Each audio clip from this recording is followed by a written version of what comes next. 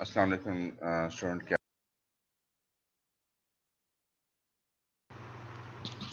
वालेकुम अस्सलाम सर।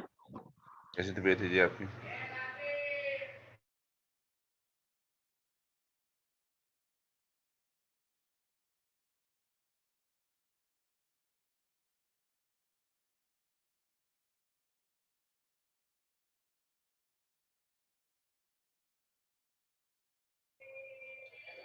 अच्छा, आज का जो सेशन है मैं चाह रहा हूँ कि आज मैं आपकी एक रिव्यू पे रख दूँ आपका जो पेपर मैंने बनाया है और आपने किस तरह से प्रिपरेशन करनी है, ठीक है ना?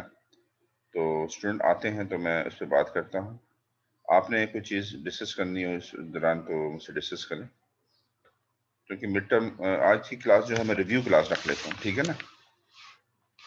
और मिड टर्म के हवाले से ये 2 सेशन होंगे और इस सेशन में मैं अटेंडेंस पहले ले लूँगा बीच में किसी भी टाइम, और जो हमने मिड टर्म से पहले जो टॉपिक्स डिस्कस किए हैं एग्ज़ाम में हमने किस तरह से उनको प्रिपेयर करना है और किस तरह के क्वेश्चंस एक्सपेक्टेड है, तो वो हम डिस्कस करेंगे। ठीक है जी? आपको आवाज़ आ रही है मेरी? हेलो? जी जी सर। सर। ठीक है, तो ये जल्दी-जल्दी ज़रा स्टूडेंट को मैसेज कर लें। जी मैंने सर आइए। आप इस वक्त स्टूडेंट को मैसेज कर लें कि वो कनेक्ट कर लें। स्टूडेंट इस वक्त आ नहीं रहे हैं, तो देख लें, आप लोग पर्सनल तौर पर भी देख लें, स्टूडेंट ज्वाइन कर लें। तो जैसे ज्वाइन करते हैं तो मैं फिर इसको आगे बढ़ाता हूँ।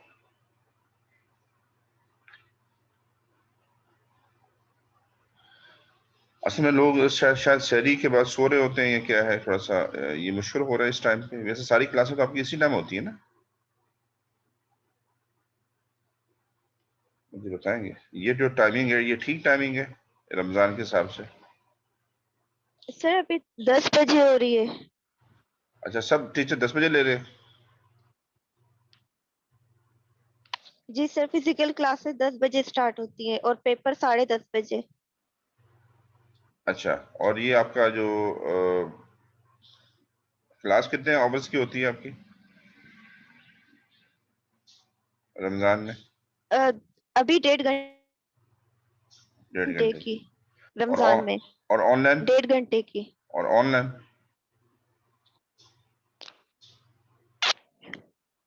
ऑनलाइन भी 2 सेशंस मेरे ख्याल से हुए हैं। अच्छा, आपको उसका कंफर्म नहीं है?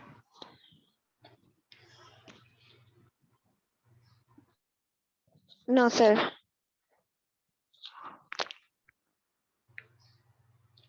चलो ठीक है, हम 2 सेशन इसके रखते हैं आज, और इसको आज टोटली मिड टर्म पे कर देते हैं।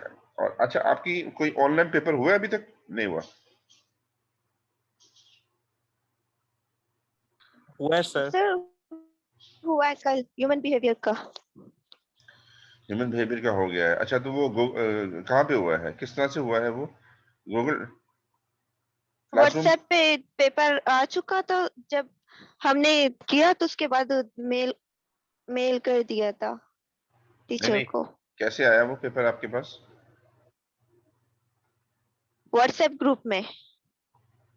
अच्छा, वो गूगल क्लासरूम में नहीं हुआ? No sir. सर अली ने व्हाट्सएप ग्रुप में भेजा था।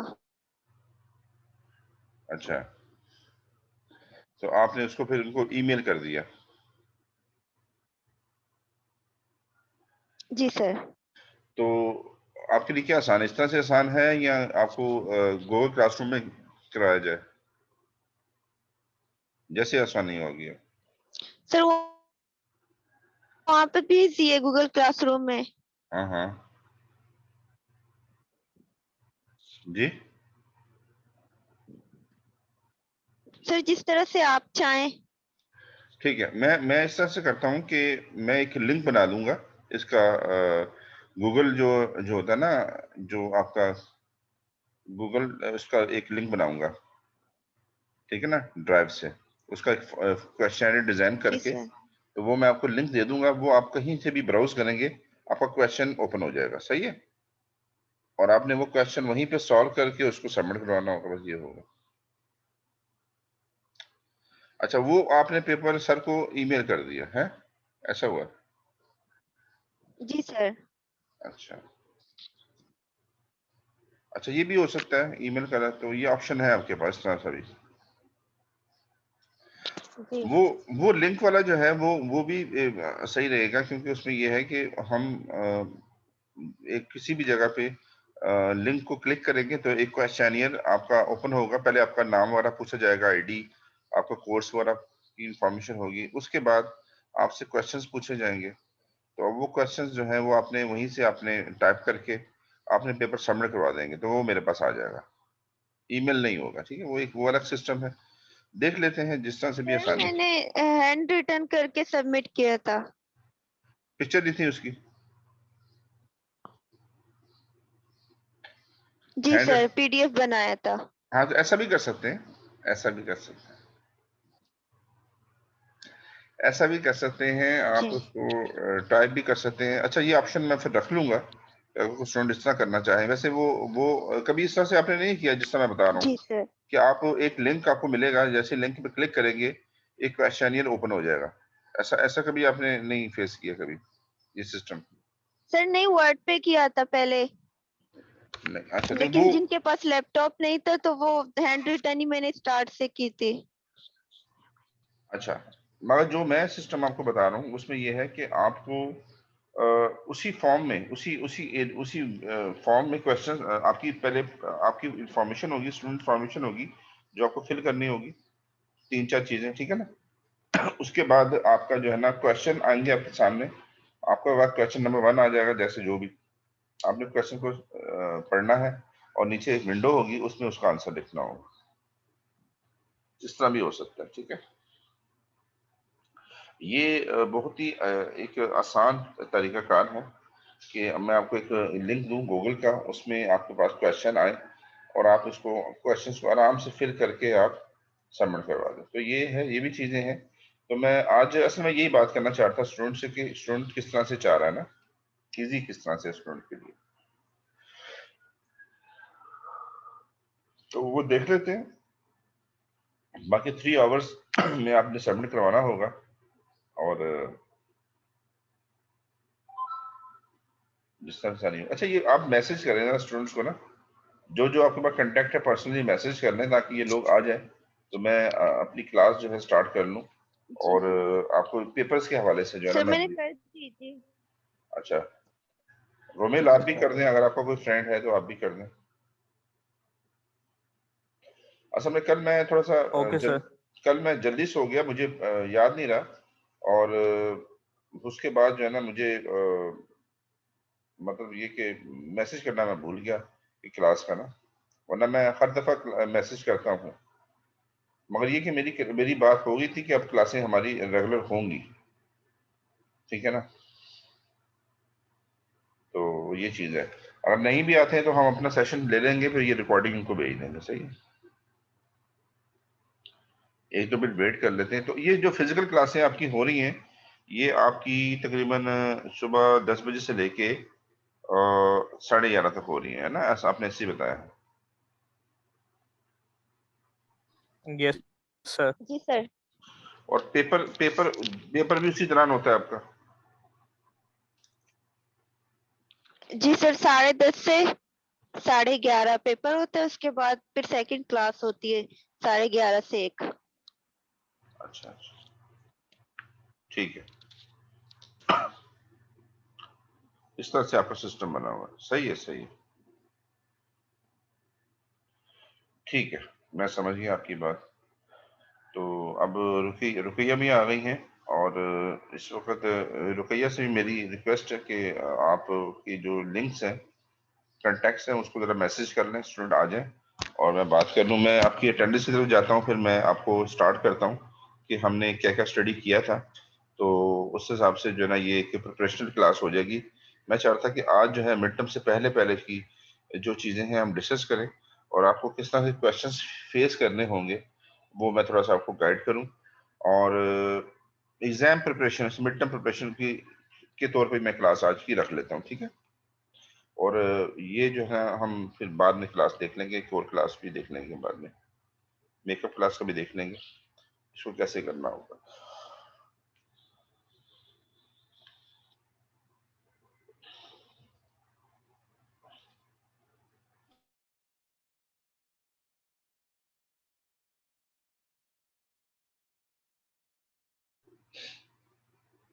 अच्छा जी, अटेंडेंस की तरफ मैं आ जाता हूँ, पहले अटेंडेंस में ओपन कर लूँ जो हमारा वो एक कार है।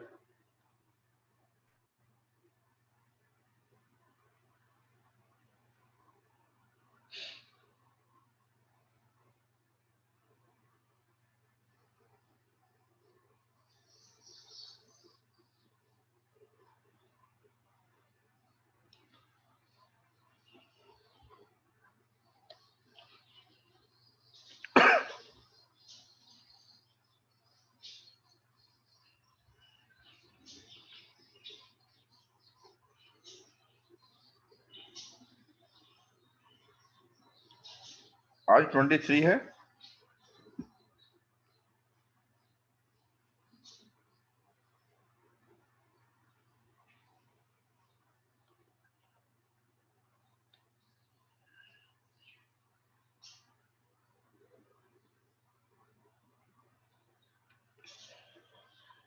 जी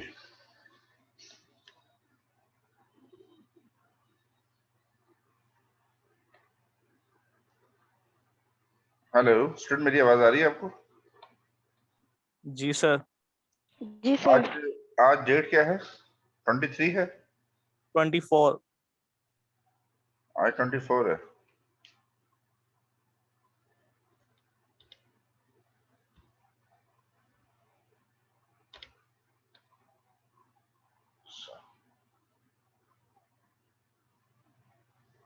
ठीक है।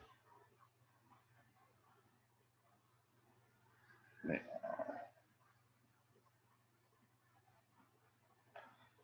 इससे पहले आपकी 17 में क्लास हुई थी ना?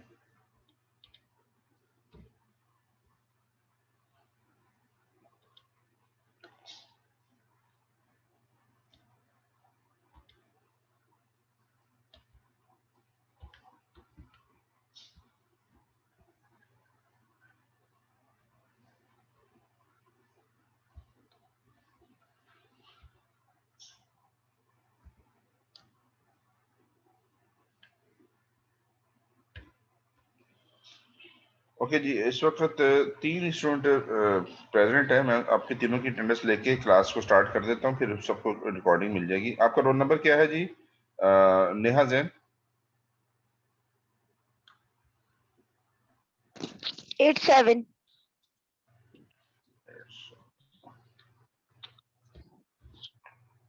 ओके जी। और रोमेल, आप रोमेल, रोमेल क्या पूरा नाम क्या है? रोमेल नैयर है या क्या है आपका?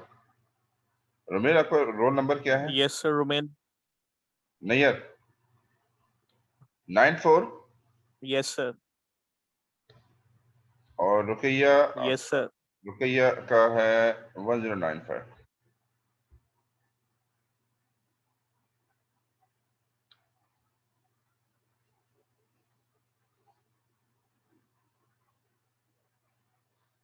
ओके जी, अटेंडेंस बाकी लोग जब आएंगे हम स्टार्ट करेंगे।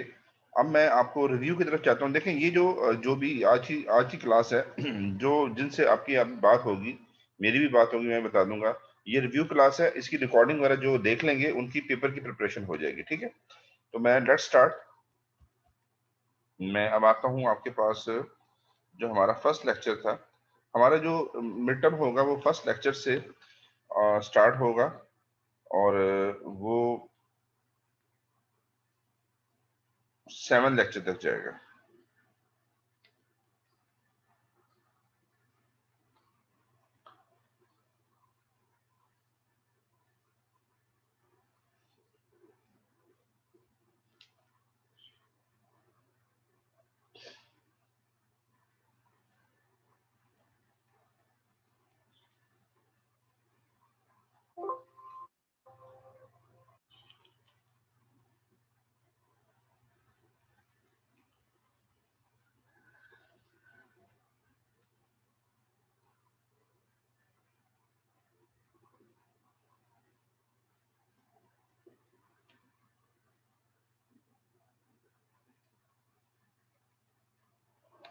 Student, this is our first lecture और यहाँ पे मैं बताता हूँ कि ये हमारा एक इंट्रोडक्टरी लेवल पे टॉपिक था।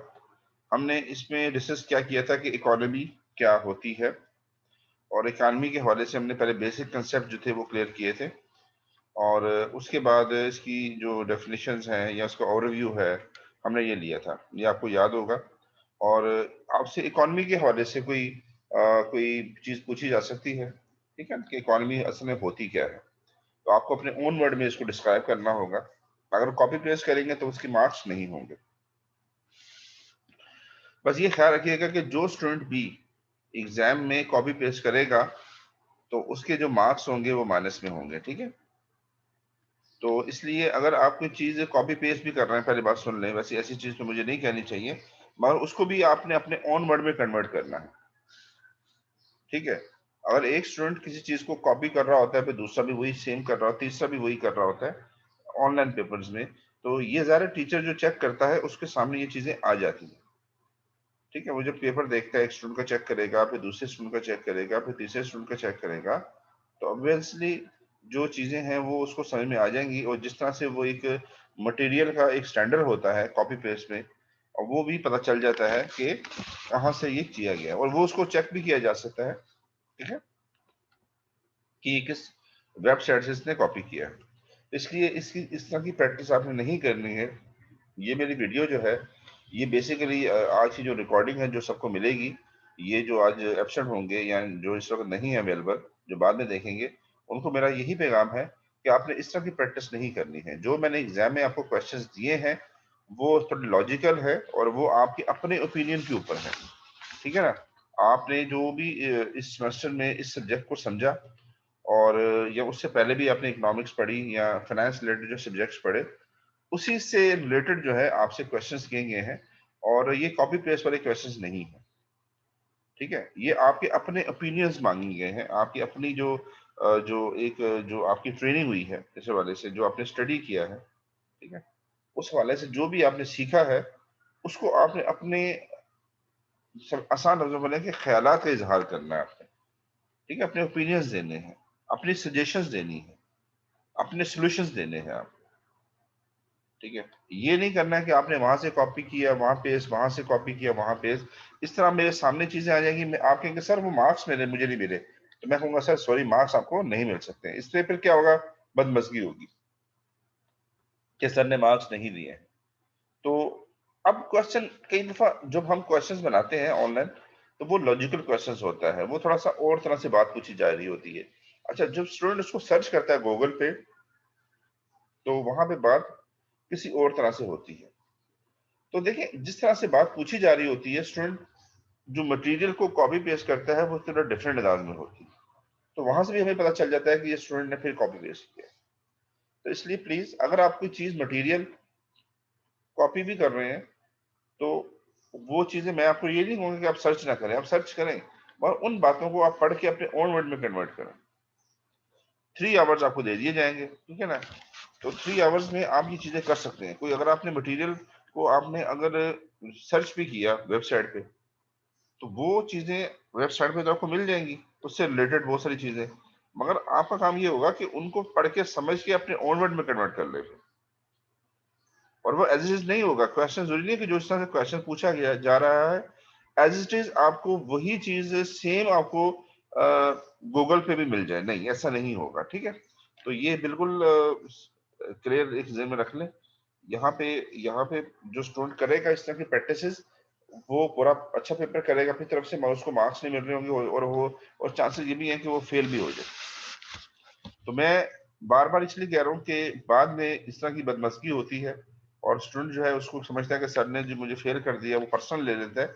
ये पर्सनल नहीं होती है, आपको पहले से इंस्ट्रक्शन दे दी जाती है कि ये जो पेपर है आपने कैसे अटेम्प्ट करना है। अब देखें, आप जब थोड़ी सी एडवांस क्लासेस में जाएंगे, एमफिल में जाएंगे या पीएचडी की तरफ जाएंगे, या कभी आपको एमबीए में अगर आप कर रहे हैं तो रिसर्च करनी पड़ गई, तो रिसर्च जब आप करते हैं तो उसमें भी यही होता है कि हम बहुत सारे जो टॉपिक पे रिसर्च की जा रही होती है, उस टॉपिक पे बहुत सारे उसी से रिलेटेड बहुत सारे हम रिसर्च पेपर डाउनलोड करते हैं अपने पास, ठीक है। वो पेपर जो होते हैं वो पाकिस्तान से बाहर कहीं किसी चाइनीज का हो सकता है, वो किसी मलेशियन पर्सन का हो सकता है, वो किसी जापानीज का हो सकता है, वो किसी रशियन का हो सकता है, वो अरब में किसी का हो सकता है, यूएई का हो सकता है, वो यूरोप में किसी इंग्लैंड का हो सकता है, ठीक है ना, या किसी कहीं वट जो भी है वो इंग्लैंड का हो सकता है, वो आपका जो है ना वो पोलैंड का हो सकता है, या फिर आपका वो जो है अमेरिकन किसी कंट्री में हो सकता है, स्टेट का हो सकता है। वो जरूरी नहीं है कि वो पेपर हम डिफरेंट पेपर डाउनलोड करेंगे। अब वो डिफरेंट पेपर जब हम डाउनलोड करते हैं, तो अगर 10 से 20 पेपर डाउनलोड किए हैं, तो उसका जो डिफरेंट पेपर का जो मटेरियल होता है, वो हम उसको क्या करते हैं, उसकी समरी बनाते हैं। मेटाबॉलिज्म भी उसको कहते हैं, ठीक है। और वो समरी जो है हम लोग मेटा एनालिसिस कहते हैं उसको। समरी से हम अपने रिसर्च पेपर की बुनियाद रखते हैं और उन्हीं की बातों को आगे बढ़ाते हैं। और एक हमारा बकायदा एक हमारा उसमें जो चैप्टर 2 होता है वो लिटरेचर रिव्यू का ही होता है कि किस किस बंदे ने अपने इस टॉपिक के ऊपर क्या क्या कहा है अपनी रिसर्च में। तो ये चीजें गलत नहीं है, आप किसी को कोट करना चाहें अपने, मगर अपने अल्फाज में हमें करना होता है। जो उस बंदे की रिसर्च के बारे में हम बता रहे होते हैं कि इस टॉपिक में फलां ने रिसर्च की थी और फलां ये कह रहा है, ये हम उसको कोट करते हैं, ठीक है। इसको हम आमतौर पर रिसर्च के जमाने में रिसाइट करना भी कहते हैं, साइट साइट करना भी कहते हैं, सॉरी, ठीक है, साइट करना भी कहते हैं, साइटेशंस कहते हैं। और हम ये करते हैं, ये चीटिंग नहीं है। हम उस बंदे की जो रिसर्च की जो कंट्रीब्यूशन हो रही होती है उस एरिया में, जिस रिसर्च को हम करने जा रहे हैं और उसकी जो पास की जिसकी कंट्रीब्यूशन है उसको अपने रिसर्च पेपर में हम साइड करते हैं। This is not a cheating, ये चीटिंग नहीं होती है। हम बकायदा उस बंदे के नाम से कर रहे होते हैं, उसकी बातों को, उसकी एक्सपीरियंस को, उसकी रिसर्च का हम रेफरेंस दे रहे होते हैं कि इस बंदे ने ये किया है, फलां बंदे ने ये किया, फलां बंदे ने ये किया। तो ये चीजें कर सकते हैं हम। डिफरेंट रिसर्च पेपर से मटेरियल आपने लेना है और अपने रिसर्च पेपर में वो मटेरियल कॉपी पेस्ट करना है, मगर अपने ओन वर्ड में उसको चेंज हम करते हैं। तो मैं आपको बार बार यही समझा रहा हूँ कि आज आप जब गूगल पे जाते हैं, कोई दुनिया जहां की चीजें आपको मिलेगी, जो हर टॉपिक पे आपको इन्फॉर्मेशन मिलेगी, मटेरियल मिलेगा, मगर वो आपका अपना लिखा हुआ नहीं है, वो आपकी अपनी सोच नहीं है। हाँ, आप उसको पढ़ें, समझें और उसको अपने ओन वर्ड में कन्वर्ट करें, अपने ओन वे में सोचें उसको। ये मैं चाह रहा हूँ। स्टूडेंट, मेरी बात समझ में आ रही है आपको? जी सर। सर कुछ लोग आ रही है कि नहीं आ रही है? तो आप जब आगे एडवांस क्लासों में जाएंगे, मुझे नहीं पता कि आपके कोर्सेज में रिसर्च के कोर्सेज भी हैं, आपके हैं बीबी में रिसर्च है? सर नहीं पता। नहीं पता। तो वो वहां पे आप बिल्कुल, ये जो मैंने आपको बातें की हैं आज, आपने एक अजीब सी पहले बातें की होंगी कि सर पता नहीं कौन सी बातें कर रहे हैं, ये वही बातें हैं जो आप प्रैक्टिस कर रहे होते हैं। जब हम एक रिसर्च पेपर बनाते हैं, जब हम एक थीसिस पे काम करते हैं, तो हमें उसका बहुत सारी रिसर्चेस का वो मिक्सर्स होता है, ठीक है ना। तो वो चीज हम करते हैं मगर अपने ओन वे में करते हैं। अब अगर आप यही मैंने जो क्वेश्चंस दिए हैं ये भी आप करेंगे, इसी तरह से कर सकते हैं, मगर जो मैंने आपको तरीकाकार बताया, ठीक है। तो ये जो मेरी रिकॉर्डिंग है, लोग आज मेजोरिटी शायद सो रही है या उनको क्लास का पता नहीं है। क्लास तो हमारी हर सैटरडे को होती है विदाउट एनी गैप, ठीक है, विदाउट एनी गैप हमारी क्लास होती है। उसमें ऐसा कुछ भी नहीं है कि क्लास नहीं हो। तो यही है कि आप लोग जो है इसको इस तरह से प्रिपेयर करेंगे। अब वो क्वेश्चंस क्या होंगे, अब मैंने आपको पूरा तरीकाकार बता दिया है कि 5 क्वेश्चंस हैं और वो आपकी 1 लेक्चर से लेके 7 लेक्चर जो मैंने आपके लिए हैं, और मैंने आपको आउटलाइन भी दी हुई है। अच्छा, आउटलाइन जो है वो शुरू के जो है आपकी जो टॉपिक्स थे ना 4 तक, ठीक है ना। हाफ जो है मैंने एरिया आपका रखा है जो आउटलाइन का है, वो मिड टर्म से पहले रखा है, और हाफ एरिया जो मैं डिस्कस कर रहा हूँ मिड टर्म के बाद कर रहा हूँ। तो इसमें ये है कि आप जो मिड टर्म से पहले का जो मटेरियल है उससे रिलेटेड जो टॉपिक्स हैं वो आप देख सकते हैं। और ये स्लाइडें आपके पास, अगर आपको नहीं भी समझ में आ रही तो मैंने जो 1 से लेकर 7 तक स्लाइड्स दी हुई है आपको पीपीटी की, उसको फॉलो कर लें, ठीक है। तो हमने जो पढ़ा था कि फर्स्ट स्लाइड में इकोनॉमी के हवाले से पढ़ा था। आपको याद होगा मैंने कहा था कि आप को अगर कोई ऑफर होती है किसी और कंट्री से, फॉर एग्जाम्पल आपको ऑफर होती है किसी चले चाइना से हो जाती है, यूएई से हो जाती है, या आपको किसी यूरोपियन कंट्री से हो जाती है, यूके से हो जाती है, अमेरिका से हो जाती है, तो क्या वहां आके आप स्टडी करें, तो आप वहां जाना चाहेंगे नहीं जाना चाहेंगे? अच्छा, अगर आपको ऑफर हो जाती है कि आप वहां आके जॉब करें, आप वहां जाना चाहेंगे नहीं जाना चाहेंगे? आपको याद है मैंने ये बात कही थी? हेलो? जी सर, और याद है। उसकी रीजन क्या थी पीछे? और आप वहां जाना चाहेंगे, मेजोरिटी जाना चाहेगी कि अगर आपको किसी डेवलप कंट्री में पढ़ने का, पढ़ाने का, काम करने का मौका मिलता है, रहने का मौका मिलता है, तो आप उस अपॉर्चुनिटी को अवेल करेंगे। वाई? याद है मैंने इस पर डिस्कस किया था। अच्छा, क्यों क्यों अवेल करेंगे आप? क्या आपको अपने लोगों से, क्या आपको अपने अपने कंट्री से, या जिस जगह पे आप पैदा हुए, ठीक है, और आपकी फैमिली रहती है और आपका बचपन गुजरा है, उसको छोड़ के आपका जाना चाहेंगे? मगर आप जाएंगे क्यों? सर, सर अच्छी फैसिलिटीज आपको प्रोवाइड होंगी। आपको ज्यादा बेहतरीन फैसिलिटीज प्रोवाइड होंगी, ठीक है, और वो क्यों होंगी वही मैं बात कर रहा हूँ कि वहां पे आपको हर लिहाज से बेहतर फैसिलिटीज मिलेंगी अगर आपको किसी डेवलप कंट्री में काम करने का मौका मिलता है तो। अच्छा, यही क्वेश्चन है कि वहां पे हमें अच्छी फैसिलिटीज क्यों प्रोवाइड होंगी as compare to your own country?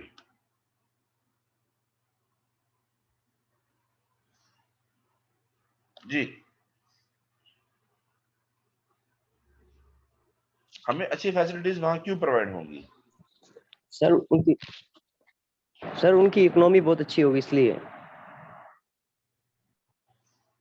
उनकी इकोनॉमी, सरफराज कह रहे हैं कि उनकी इकोनॉमी अच्छी है, उनके पास रिसोर्सेज ज्यादा है, इसलिए उन्होंने अपने लोगों को, या वहां के जो लोग वहां रहते हैं, उनको उन्होंने ज्यादा फैसिलिटेट किया हुआ है। ठीक है जी। विक्रम, आप यहाँ क्लास में हैं इस वक्त? विक्रम,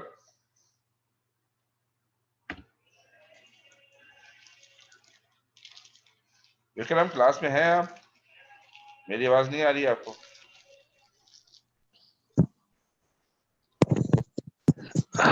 सर इसके बारे में मुझे पता नहीं है, सोचता हूँ। जी,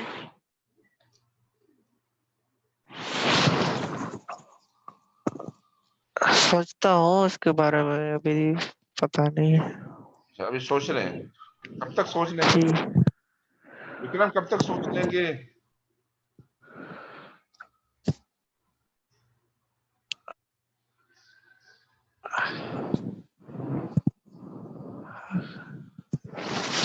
आप लगता मुझे नींद में।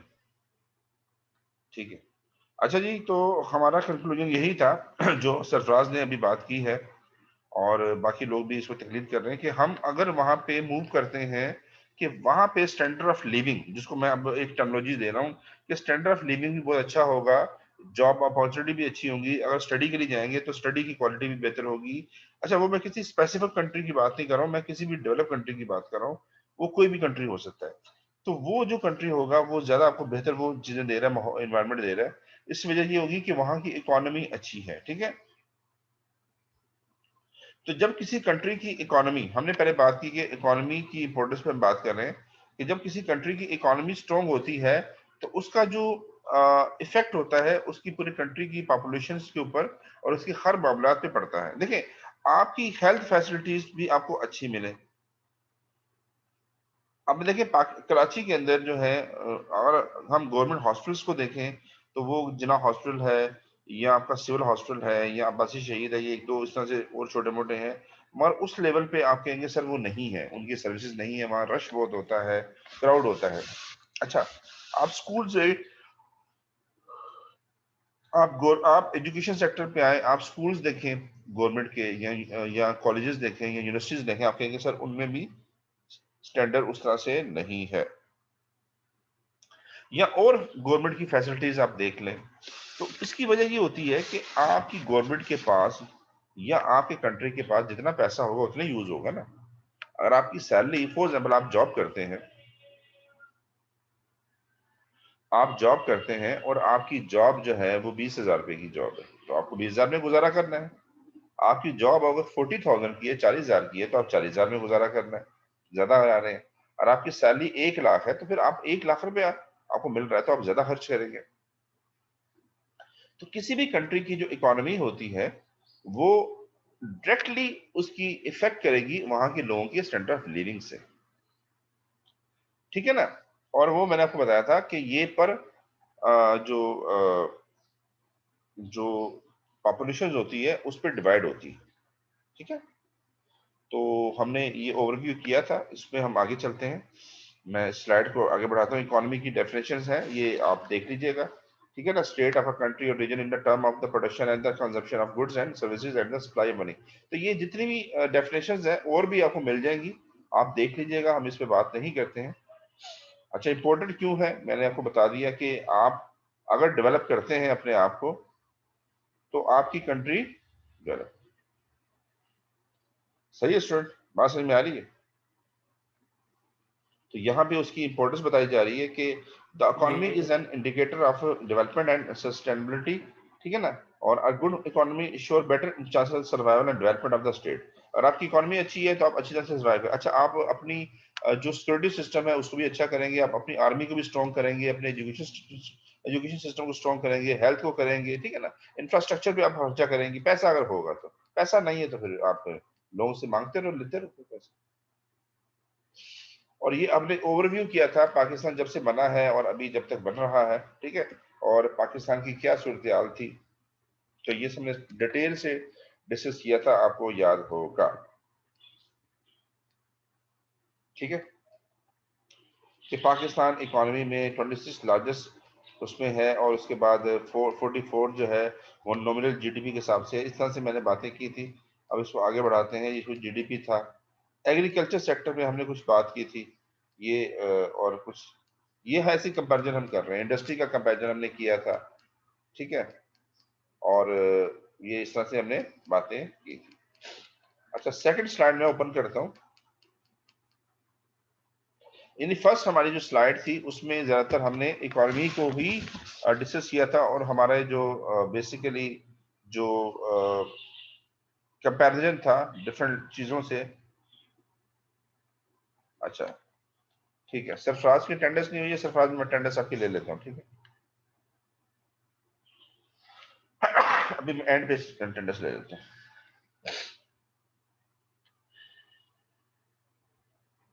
अच्छा जी, उसके बाद मैं सेकंड स्लाइड पे जाता हूं।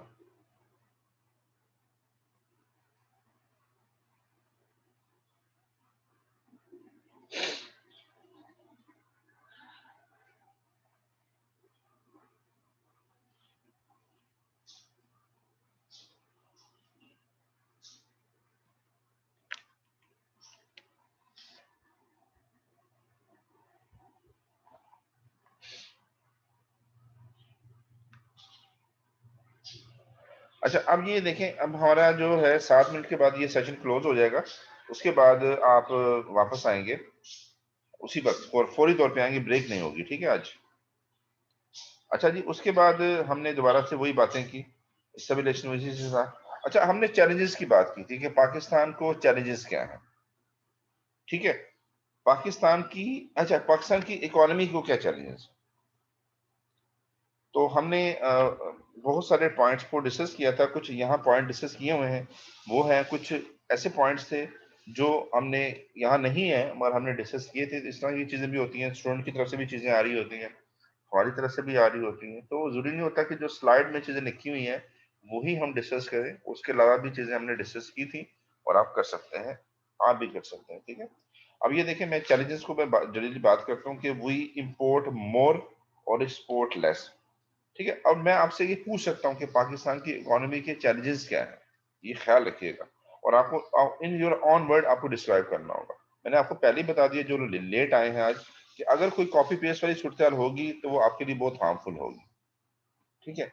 अब वही इंपोर्ट मोर और एक्सपोर्ट लेस, हम इंपोर्ट ज्यादा करते हैं, चीजें बाहर से ज्यादा खरीदते हैं और बेचते कम है, ठीक है। We consume more and save less, हम ज्यादा खर्चा कर, जो हमारी इनकम है वो हम ज्यादा खर्च करते हैं उसमें से और सेविंग हम कम करते हैं।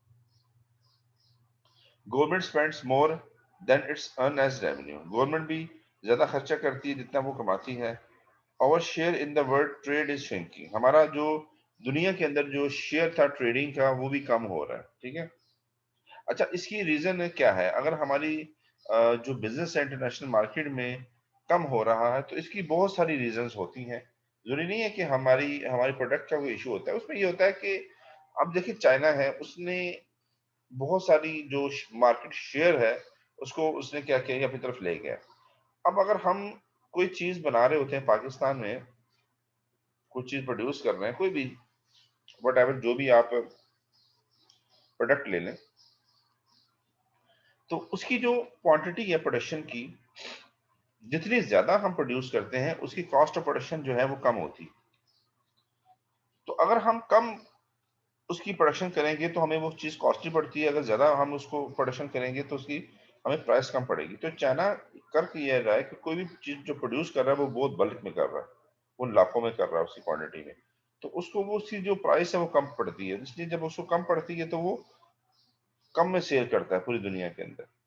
जब कम में सेल करता है तो जो पहले वाले लोग थे जो पिछले वो चीजें सेल कर रहे थे, उनकी मार्केट का शेयर वो ले जाता है, ठीक है। अच्छा, एक तो ये रीजन है, और एक और रीजन भी है कि आपकी जो क्वालिटी है वो भी डाउन हुई है। तो अगर पाकिस्तान की प्रोडक्ट इंटरनेशनल मार्केट में उसकी डिमांड नहीं होगी, उसकी रीजन देखें, ड्यू टू रीजन तो कुछ भी हो सकती है। अब आप कुछ भी समझते हैं, मैं रीजन क्या किस तरफ इशारा कर रहा हूँ, क्वालिटी हो सकती है और बहुत सारी चीजें हो सकती है। तो प्राइस है, क्वालिटी है, ठीक है। तो उसकी रीजन ये है कि आपकी जो शेयर है वो श्रिंक हो रहा है, कम हो रहा है ट्रेड का। तो उसके पीछे जो भी वजूहात है, ठीक है, वो मैंने आपको कुछ डिस्कस कर दी हैं, कुछ आपको सोच लें। तो आपकी जो आज अच्छा जो मॉडर्न आप टेक्निक्स जो हैं वो यूज नहीं करते हैं तो आपको उसकी भी कॉस्ट ज्यादा पड़ती है। तो ये है। अच्छा, हम एनर्जी क्राइसिस को फेस कर रहे हैं, वाटर शॉर्टेज को फेस कर रहे हैं। ये आपको भी पता होगा कि आपके घर है, आप जहाँ रहते हैं वहाँ पे लाइट्स चली जाती है या पानी की भी शॉर्टेज है, जितना पानी चाहिए। Crisis of governance and implementation of weakness. Pakistan में गवर्नेंस नहीं अच्छी होती है, एडमिनिस्ट्रेशन अच्छी नहीं है गवर्नमेंट्स की। कहा तो जाता है कि हम आपको गुड गवर्नेंस देंगे, एडमिनिस्ट्रेशन देंगे। देखिए, अच्छी गवर्नेंस के लिए अगर ये जो जो हमारी करंट गवर्नमेंट है, ये ले लें या कोई भी ले लें या इन्हीं की बात करते हैं, अगर वो अच्छी गवर्नेंस रखना चाहती है, अच्छी मैनेजमेंट देना चाहती है, अगर वो चाहती है कि पाकिस्तान में मेरिट हो, पाकिस्तान के अंदर जो है ना डिसिप्लिन हो जाए, किसी भी गवर्नमेंट इदारे में जाए वहाँ वर्किंग हो रही हो, ठीक है ना, प्रॉपर लोग टाइम पे आए, टाइम पे जाएं और लोगों के मसाइल हल कर रहे हो बगैर किसी रिश्वत के, बगैर किसी उस तरह से, तो वो ये हॉस्पिटल अच्छे मैनेज हो रहे हो, स्कूल कॉलेज यूनिवर्सिटी अच्छी मैनेज हो रही हो, उससे रिलेटेड गवर्नमेंट के जितने भी इंस्टीट्यूशन है वो बेहतर मैनेज हो रहे हो। तो देखिए, इससे जरूरी नहीं है कि आप इकोनॉमी तौर पर स्ट्रॉन्ग है, आपकी जो मैनेजमेंट स्किल्स है वो अच्छे होने चाहिए। और आपके मैनेजमेंट स्किल अच्छे होंगे तो आपकी गवर्नेंस अच्छी होगी, ठीक है। पॉलिटिकल स्टेबिलिटी, लॉ ऑर्डर, ये आपको पता ही है कि पाकिस्तान में पॉलिटिकल स्टेबिलिटी से नहीं होती है, जिसकी वजह से जो है आपका प्रॉब्लम होती है, ठीक है। तो ये वो चैलेंजेस हैं जिस तरह के आपसे इस तरह की चीजें पूछी जा सकती हैं कि भाई ये बताएं, और आपने बताने होंगे अपने ओन वर्ड में। अच्छा जी, ये 2 मिनट रह गए हैं, और 2 मिनट जो रहते हैं मैं थोड़ा सा इसको आगे लेकर चलता हूँ, फिर मैं दोबारा से इस सेशन को स्टार्ट करूंगा। जब दोबारा से स्टार्ट करूंगा तो जिन जिन की अटेंडेंस नहीं हुई है वो मुझे बताएंगे, सही है, या मैं इस वक्त अटेंडेंस लेने की कोशिश कर लेता हूँ। अच्छा जी, कौन कौन आए हैं? सरफराज आए हैं। सरफराज, रोल नंबर बताएं अपना जल्दी जल्दी। ये सेशन जैसे ही एंड होगा 1103 सर। 1103 सरफराज खालिद, ठीक है। और कौन आया जी? 03। और कौन आया, जल्दी जल्दी बताएं जी, किनकी अटेंडेंस नहीं हुई है? अच्छा जी, शाहदेव आए हैं, शाहदेव की मैंने अटेंडेंस लगा दी। और विक्रम आए हैं, विक्रम विक्रम की अटेंडेंस लग गई है, विक्रम की लग गई, शाहदेव की लग गई। और सर सिफर हैं? सिफर रहमान, सैफ, आपका आपका कहाँ है? सिफर रहमान। सैफुर रहमान। अच्छा सैफ, ये यही नाम लिखा करें जो आपका असल नाम हो ना। रोल नंबर बताइएगा। जी सर।